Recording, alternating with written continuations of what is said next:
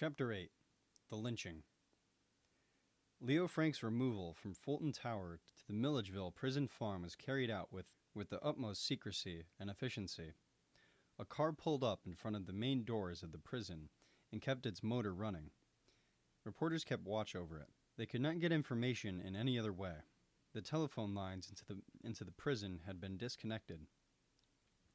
Meanwhile, Frank was removed from his cell, taken to the basement, and from there to a back alley where another car waited. That car took Frank and the sheriff and deputies escorting him to Atlanta's main railroad station, where they caught a train to Macon. They arrived in Macon at approximately 3 a.m. and drove the remaining 25 miles or so to Milledgeville. Frank had lost a substantial amount of weight during his 2 years in Fulton Tower, and the general dankness there had undermined his health. At Milledgeville, he was put to work in the fields, and his health, along with his spirits, improved. The warden at Milledgeville, James T. Smith, informed newsmen that he did not need the assistance of troops. He would be able to defend his prison against attack. Within 2 weeks of Frank's arrival at Milledgeville, Georgia newspapers gave prominent coverage to the unveiling of Mary Phagan's monument. Shortly afterwards, the Knights of Mary Phagan met near her grave. They vowed to avenge little Mary's death. A few days later, there were rumors of a plan to kidnap and lynch Leo Frank. Governor Harris put the state police on alert. The plan was, for the moment, thwarted. Compared to the previous 2 years, life in Milledgeville was comfortable for Leo Frank. His daily chores, which took place outside, usually took up only 4 or 5 hours. The rest of the day he spent in voluminous correspondence. Among those with whom he corresponded was the Supreme Court Justice Oliver Wendell Holmes, and to him, as to others, Frank expressed his expectation that right and justice would hold complete sway, and that he would be completely exonerated. The idyll didn't last.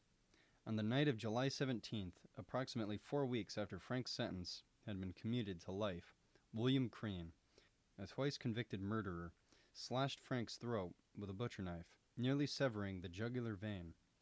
Frank probably would have died, had not Warden Smith summoned J.W. McNaughton, a physician who was also serving a life sentence at Milledgeville.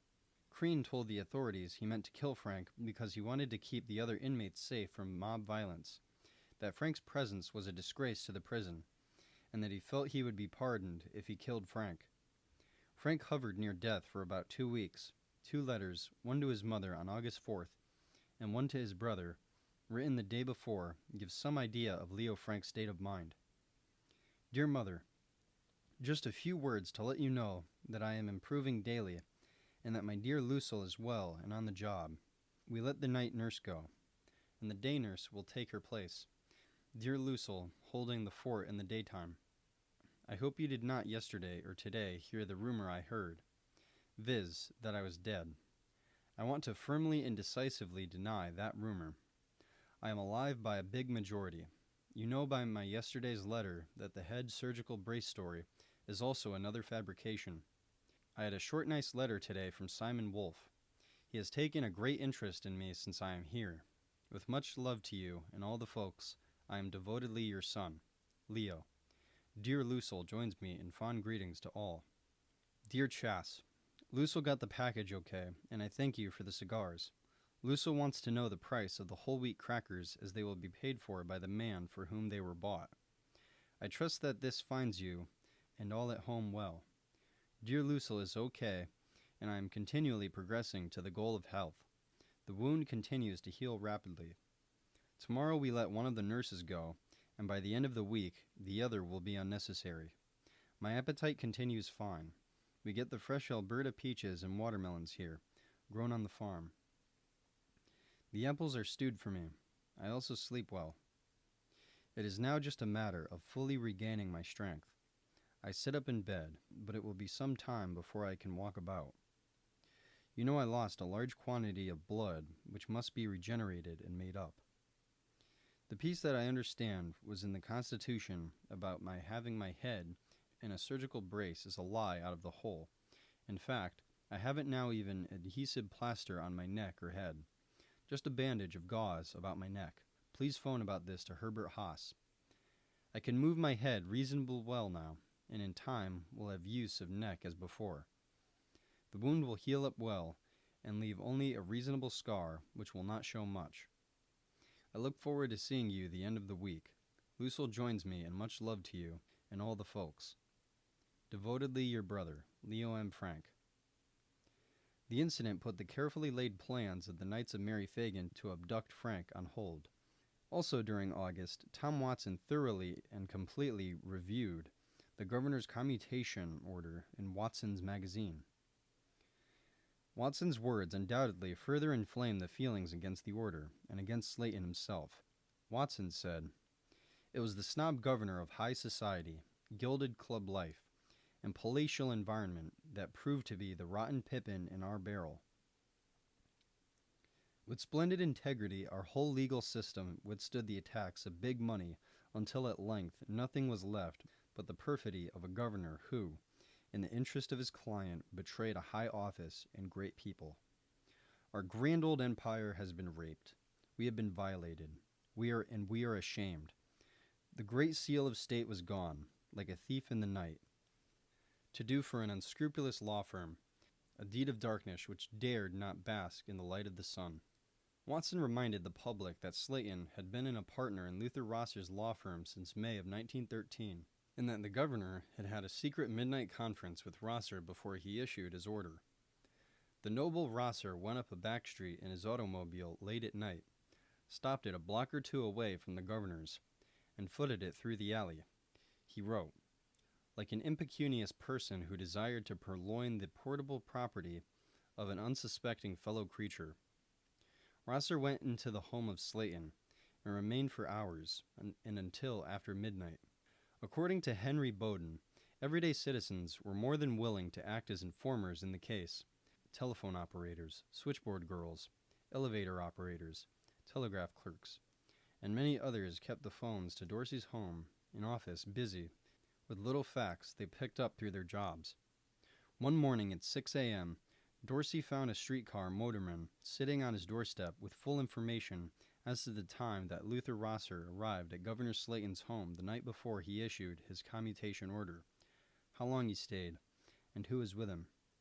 Watson stated that Governor Slayton did not cross-examine Leo Frank or Jim Conley. Watson argued the following points, quoting from the official record at some times in his arguments, and at others giving his own views. The unmatched excrement in the elevator shaft. There were only two ways of getting into the basement, the elevator and a ladder. The ladder rested on the dirt floor, and it ran up to a hole which was covered by a trap door. The hole was 2 feet square, and witnesses said that it was difficult for one person to pass through the hole and ascend the ladder. Governor Slayton went to the factory and traveled up and down the elevator. He claimed that the body of Mary Phagan could not have been transported to the basement because there was excrement in the elevator shaft which was unmatched. The bottom of the shaft was uneven, so the elevator could rest upon the dirt on one part and not touch it at others. Elevators at that time did not always stop exactly at the bottom. No bed tick in the pencil factory. Even though Governor Slayton argued there was no use for cloth or sacks at a pencil factory, Herbert Schiff, assistant superintendent and sworn for the defendant, indicated in his evidence that empty sacks are usually moved a few hours after they are taken off the cotton. Hair on the second floor. Barrett discovered hair on the middle of his bench lathe early Monday morning, and the hair was almost immediately recognized as Mary Phagan's, as there was only one other girl who had hair like Mary's, Magnolia Kennedy. Magnolia Kennedy had not been in the factory after Friday, and she testified that the hair was not hers and looked like Mary's. Governor Slayton gave the public the understanding that Dr. Harris destroyed the value of that part of the state's case. 10 days after her death, the grave of Mary Phagan was opened and hair was taken from her head. Giesling, the undertaker, in preparation of the body, cleansed her hair by washing it with tar soap. Dr. Harris did make a microscope examination of the hair, one found on the handle of the bench lathe and the other from Mary Phagan's exhumed body. He said, "Affiant further says that the two specimens were so much alike that it was impossible for him to form any definite and absolute opinion as to whether they were from the head of the same person or not. His examination failed to reveal any decided difference in color, size, and texture between the two strands. The conclusion had to be made that it was Mary's hair because the defense could not prove it to be anybody else's. Blood on second floor. Mel Stanford, who had worked for Frank for 2 years, testified that he swept up the whole floor in the metal room on Friday, April 25th. I moved everything and swept everything. I swept under Mary's and Barrett's machines. On Monday thereafter, I found a spot that had some white hascaline over it, on the second floor near the dressing room, that wasn't there Friday when I swept.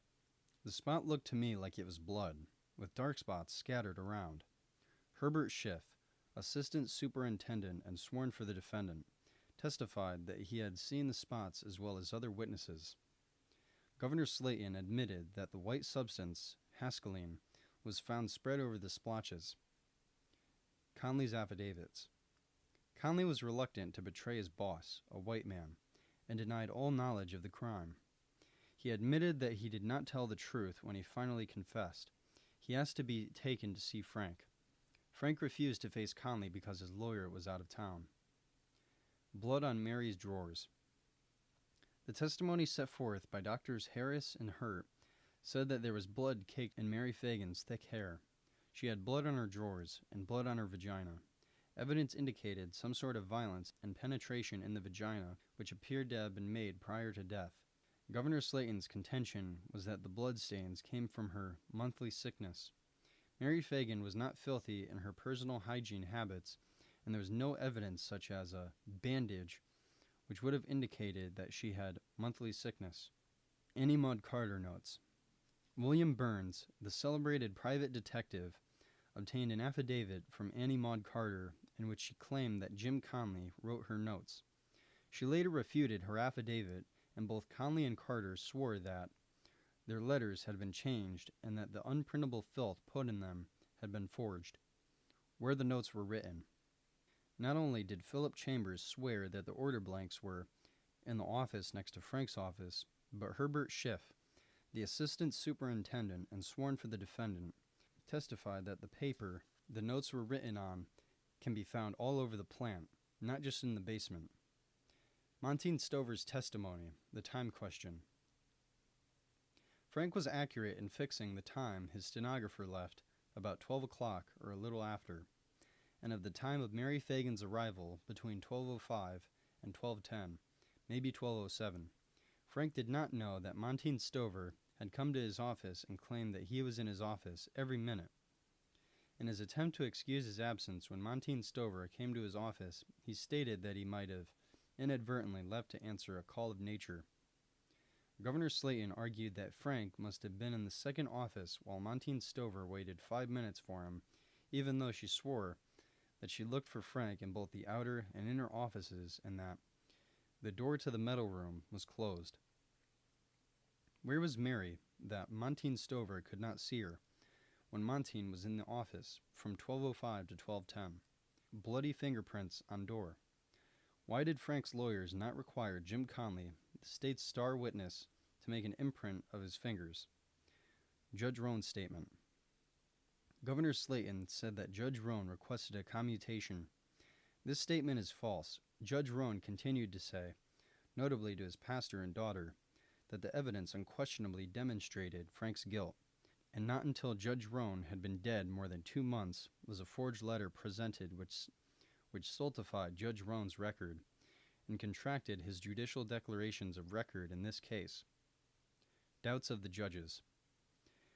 The 23 grand jurors, 4 of whom were Jews, thought Frank guilty. The 12 trial jurors thought so.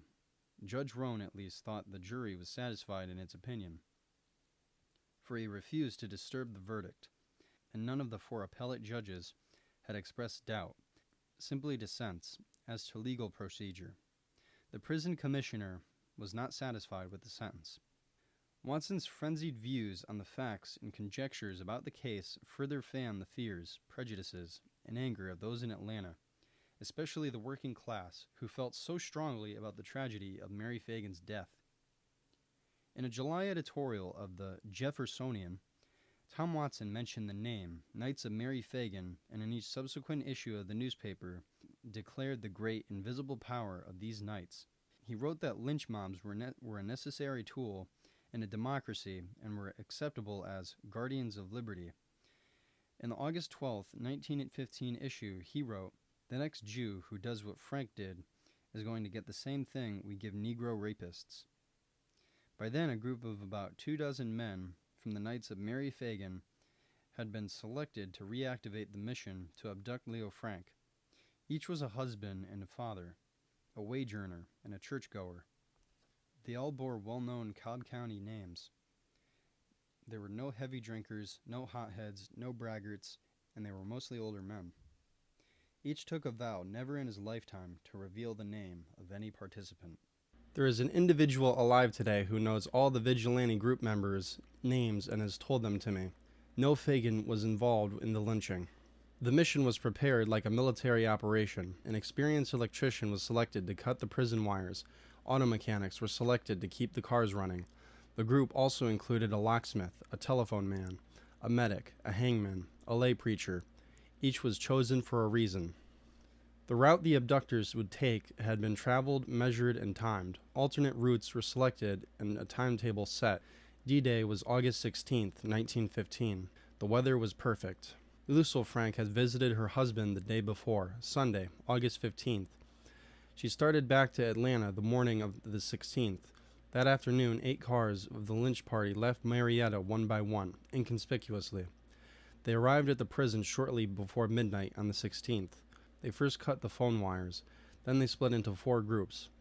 One went to the garage and emptied the gas out of all the cars. One forced themselves into the home of Warden Smith and handcuffed him. Quote, "We have come for Leo Frank," they said.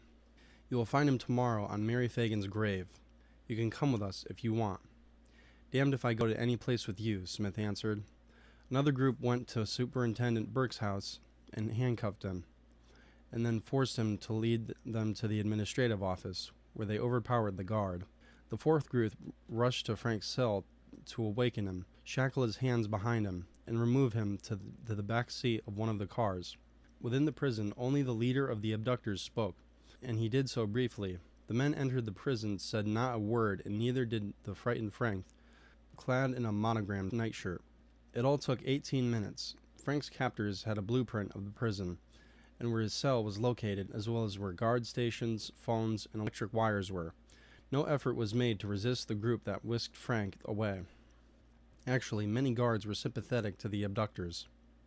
Everything went as planned, except for 2 incidents. The man assigned to guard the warden was left behind. There was a delay while some abductors returned to the warden's residence to bring out their companion. The other incident involved the failure to cut a long-distance line to Augusta.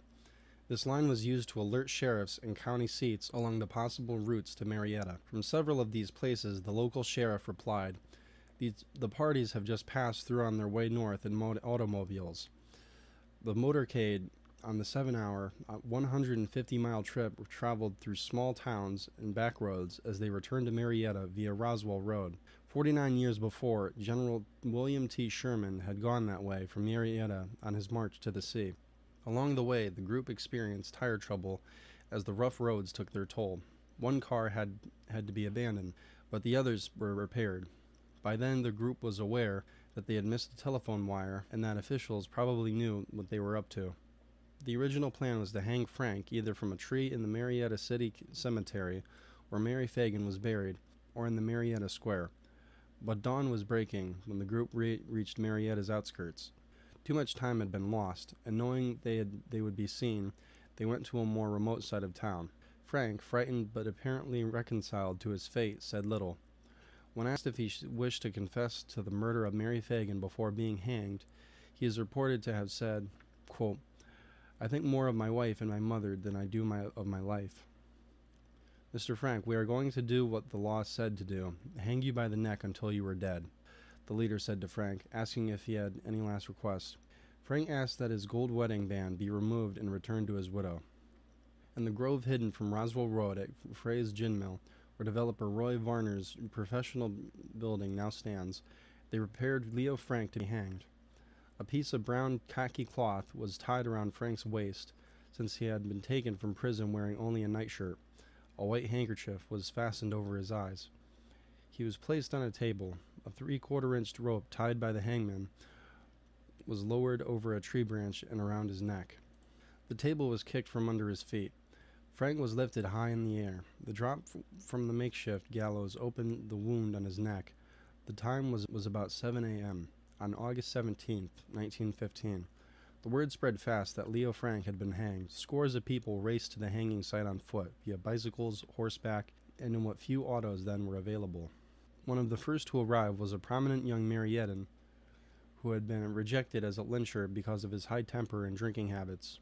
"We thank you, God, for allowing these men to do this grand and glorious deed," the rejected lyncher shouted. "But damn their souls for not letting me help. They won't put any monument over you, Frank. They are not going to get a piece of you as big as a cigar." People with cameras snapped Frank's picture as his body swayed in the breeze. Picture postcards of the lynching were sold for years as souvenir items in Georgia stores. Pieces of Frank's clothing were cut away, the tree stripped out of many low-hanging limbs, and the rope cut up and taken as souvenirs. Marietta hardware stores sold out of rope after the hanging. Enterprising citizens bought the rope, cut it into pieces, and sold it as mementos. When Frank's body was cut down, a citizen tried to grind his shoe into Frank's face. New A. Morris, a former judge of the Blue Ridge Circuit, stepped forward to stop him and to quiet the crowd. "Whoever did this thing left nothing more for us to do," Morris told the crowd. "Little Mary is vindicated. Her foul murder is avenged. Now I ask you, I appeal to you as citizens of Cobb County, not to do more. I appeal to you to let this undertaker take it." Morris soon was joined by Canton attorney John Wood, who later became a congressman, in appealing to the crowd. He helped Morris load the body into a basket and place it in a W.J. Black funeral home wagon that hauled it to the National Cemetery gate, where it was placed in Wood's car and rushed to Atlanta. At Ashby and Marietta Streets, an ambulance from Greenberg and Bond met Wood's wagon and took the body. A crowd gathered around the funeral home, demanding to see the dead man's body. Fearing violence, police persuaded Mrs. Frank to consent. The crowds were allowed to view the body. Later, Leo Frank's body was shipped to his parents' Brooklyn home and buried on August 20th on Mount Carmel Cemetery. Carved on his tombstone is the Latin phrase "semper idem," which means always the same, nothing changes. Before the day's end, fiddling John Carson was wailing on the courthouse steps. Little Mary Phagan went to town one day and went to the pencil factory to see the big parade. She left her home at 11 and kissed her mother goodbye. Not one time did that poor child think that she was going to die. Leo Frank met her with a brutally heart we know. He smiled and said, "Little Mary, now you will go home no more." He sneaked her along behind her till she reached the metal room. He laughed and said, "Little Mary, you have met your fatal doom." Ex-Governor Slayton and Mayor Woodward of Atlanta were in San Francisco of the day of the lynching. On August 18th, Slayton addressed the California Civic League and declared he preferred to have Frank lynched by a mob rather than by judicial mistake because, quote, "one reached the soul of civilization, the other merely reached the body," end quote. Mayor Woodward addressed the California State Assessors Association and declared that Frank had suffered a, quote, "just penalty for an unspeakable crime." The Cobb County coroner's jury met on August 24th, heard witnesses, and ruled that Frank was hanged by persons unknown. A Cobb grand jury investigated the hanging for several days, but said it couldn't identify any of the men involved. Several lynchers reportedly were members of the grand jury. No lyncher was ever arrested. Tom Watson sent the following telegram to Marietan Robert E. Lee Howell. "There's life in the old land yet." He applauded the hanging and putting the sodomite murderer to death. The Vigilance Committee has done what the sheriff would have done if Slayton had not been of the same mold as Benedict Arnold. Georgia is not for sale to rich criminals. And the Jeffersonian, he raged. The ominous triune combination, which has so rapidly given our country a foreign complexion, is made up of priest, capitalist, and Jew. The priest wants the illiterate papal slave of Italy, Poland, and Hungary. The capitalist wants cheap labor, and the Jew wants refuge from the race hatred which he himself has engendered throughout Europe. As yet, the South has not been deluged by the foreign blood. As yet, our native stock predominates, and the old ideals persist. With us, it is, as yet, dangerous for an employer of young girls to assume that he buys the girl when he hires her. A Jew from the north coming south to act as boss over 100 girls may fall into a fatal mistake by forgetting that he is no longer in Boston, Philadelphia, Chicago, or New York. When such a Jew comes to Georgia, he is sure to run into trouble if he acts as though he believed he had a right to carnally use the persons of the girls who work for him. That was the mistake made by Leo Frank, and it cost him his life. And the mistake made by Jews throughout the Union was that they made Frank's case a race issue in total, contemptuous, and aggressive disregard of the question of guilt. They arrogantly asserted, and kept on asserting, that he had not had a fair trial without even offering a scintilla of evidence to prove it. They tried to run over the people in the courts of Georgia, and we wouldn't let them do it. That's all. Leo Frank's wedding ring was delivered to O.B. Keeler, Marietta reporter for the Atlanta Georgian, at his Marietta home the following evening. On Thursday, August 19th, Keeler's account of the incident was published in the Atlanta Georgian. Some idea of the importance attached to the story may be gained from the prominence given the story. The banner headline read, quote, "Frank's wedding ring returned," across the top of page 1. A 2-column, 3-line readout said, "Dying wish of mob's victim carried out by unknown messenger," beneath the banner headline. The story was in 12-point type. It occupied the 2 right-hand columns of page 1 and continued on page 2, where it filled 2 more columns. Keeler's first-person account read, "Old books say if you put beneath your pillow an object that has been associated with tragedy or any scene of great stress and profound emotional excitement, if such an object be placed near you while you sleep, you will dream the thing that gave the object its most terrible significance. The scene will be reconstructed for you, and the act reenacted." This is not true, not always true, at least, for in my pillow last night was the wedding ring of Leo M. Frank, and I dreamed of nothing that could concern him in any way. And if any object in this world today has been closed to tragedy and aligned with horror, it is the wedding ring of Leo M. Frank. Keeler, who had covered every session of the trial for the Atlanta Georgian, then told of the many times he had seen the ring on Frank's finger during the trial and during Frank's stay of nearly 2 years in the Fulton County Tower. Whatever is the truth of April 26, 1913, Leo M. Frank wore that ring at the National Pencil Factory that day, and Leo Frank wore that ring on the dreadful ride to his doom, and in the oak grove just outside of Marietta. And who will say that the supreme moment of his agony was not when he took off that ring and stood up to die? If ever an object was charged with tragedy, it is the wedding ring of Leo M. Frank, and it was in my pillow Wednesday night. And I dreamed a ridiculous little dream of being a kid again at dancing school, and the waltz they were playing was Beaming Eyes. So I should say there is not much to the old idea of psychic dream influences. Keeler related how the ring came into his possession. It was a little later than 8 o'clock Wednesday evening, and I was in the front room of my small house at number 303 Polk Street in Marietta. Today it is at the southwest corner of Polk Street and Powder Springs Connector. I had just started the Victrola on a selection passionately adored by 2 very young members of my family, the Robert E. Lee medley by a lively band. It is very lively and ragged. The band had just gotten into full swing when there was a step on the veranda outside the open door. Then a knock. I went to the door, opened the screen, and stepped out. There was a man on the veranda. He had something white in his hand. The following dialogue took place. "Is this Mr. O.B. Keeler?" "It is." "I have a note for you." That was all. He spoke clearly and deliberately. He handed me an envelope. He turned and walked down the steps and away in the dark. He wasted no time, but he was not in a hurry. Keeler opened the envelope, which contained the ring and the typewritten note. He took the note to the dining room, where there was a light on the table. The note read, "Frank's dying request was that his wedding ring be given to his wife. Will you see that this request is carried out? This note will be delivered to you by a man who you do not know and who does not know you. Make no effort to find out his identity." Keeler wrote, "I am making no effort to find out his identity, and I am undertaking to deliver the ring to Mrs. Leo M. Frank. It is a trust." On the following day, Keeler delivered the ring to Mrs. Frank in Atlanta. She denounced Keeler roundly and accused him of being among the group of men who hanged her husband. Keeler said that he had accepted the trust with mingled emotions. It was because of something else, another circumstance, which I will tell too, because the outside world may find it of interest and perhaps of information concerning the county and town in which I live, Cobb County in Marietta, in which county and near which place Leo M. Frank was hanged at 7:05 o'clock in the morning of Tuesday, August 17. Keeler said he knew what bad things were being said by the newspapers of the state, and he had an idea of what would be said by newspapers outside of it. He related, "I am a newspaper man, but I am not writing this as a newspaper man.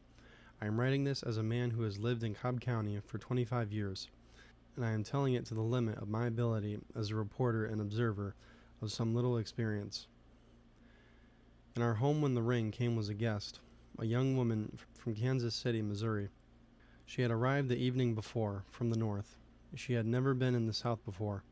She had read stories of the Frank case in the Kansas City newspapers, which in the end made a great effort to show Frank's innocence.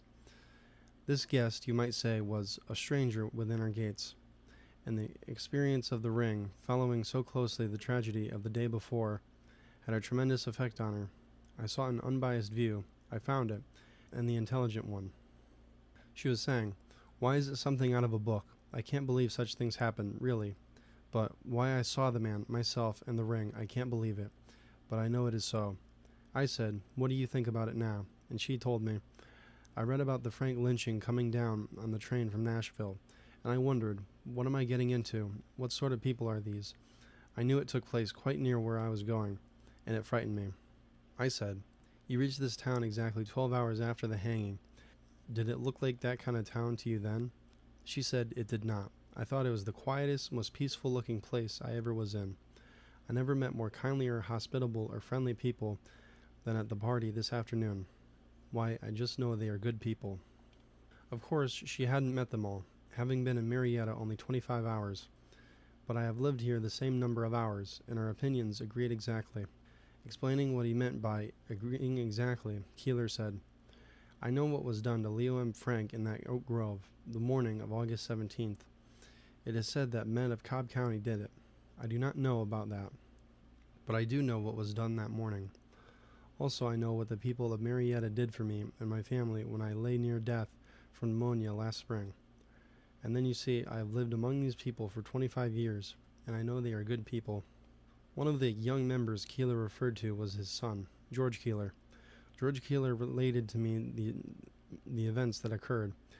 He told me, "My father, the late O.B. Keeler, was on the staff on the Atlanta Georgian in 1913 and reported every session on the Frank trial for that newspaper, and he said many times there was never any doubt in his mind as to Frank's guilt. He said the defense did everything it could to lay blame on the Negro janitor, Jim Conley. He said Conley, an illiterate Negro, could not possibly have made up the complicated story he told of Frank's sexual adventures, a story the defense lawyers could not shake after days of hammering on him. And my father pointed out Frank had the best lawyers in the state that money could buy." 2 years later, and well into the night of August 16th, 1915, a telephone call from the Georgian informed my father the paper had received a report that a group of men was headed for the state prison at Milledgeville with the intention of seizing Frank and taking him to Marietta and there to hang him over the grave of Mary Phagan. My father was instructed to go to the cemetery and await developments. My father went to the cemetery, and when nothing happened by dawn, he proceeded to the Cobb County Courthouse on the city square. Shortly after my father arrived at the courthouse, a farmer came in and said, "There's a bunch of men at Frey's Gin, and they're up to something." This was early morning of August 17th, 1915. The next evening, about dusk, a stranger appeared at the Keeler home on Polk Street and handed my father an envelope. The envelope contained a typewritten note and a wedding ring. The note said the ring was Frank's, and requested my father to deliver the ring to his wife. The next day, August 19th, 1915, my father delivered the ring to Mrs. Frank and wrote the account of how the ring had come into his possession and what he had done with it, in a story that was published that day in the Georgian under an 8-column banner headline on page 1.